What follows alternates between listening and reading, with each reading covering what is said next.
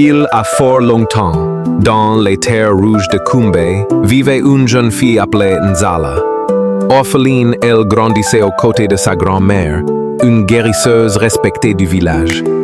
Nzala aimait écouter les histoires anciennes, surtout celles qui parlaient des esprits de la forêt et des animaux sacrés.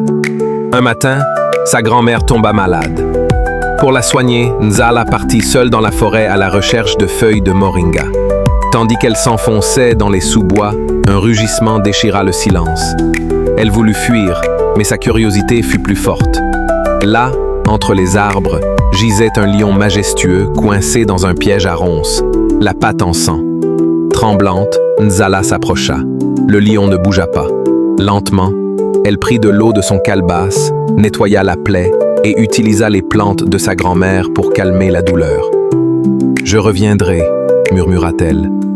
Et chaque jour, pendant une semaine, elle vint soigner le lion, jusqu'à ce qu'un matin, il disparaisse.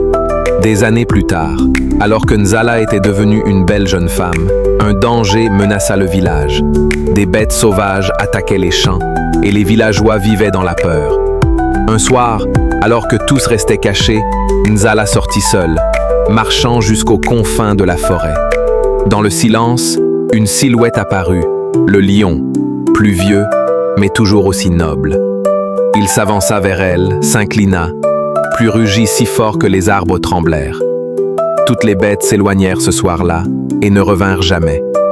Le lendemain, le lion avait disparu, mais sur la terre battue, ses empreintes étaient tournées vers l'horizon. Depuis ce jour, les anciens racontent, celui qui soigne avec le cœur sera toujours protégé par la nature.